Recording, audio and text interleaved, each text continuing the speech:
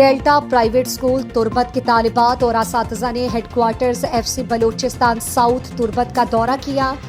दौरे के दौरान तालिबात और असातिज़ा ने यादगार शोहदा पर हाजिरी दी, फूलों की चादर चढ़ाई और फातह खानी की।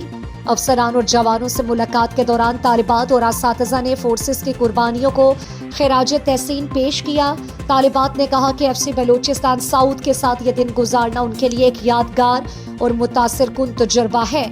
इस मौके पर तालिबात को एक दस्तावेजी फिल्म दिखाई गई जिसमें FC की अवामी खिदमात और इलाकाई तरक्की के लिए किए जाने वाले इक़दामात को नुमाया किया गया। तालिबात और असातिज़ा ने FC की खिदमात को सराहा और दौरे पर शुक्रिया अदा किया। Today we are wholeheartedly thankful to the FC South Balochistan for giving us such an incredible trip, and here we have visited Yadgar Shahada, which was really impressive, and after we watched some clips of FC and also a movie which was really heart-touching.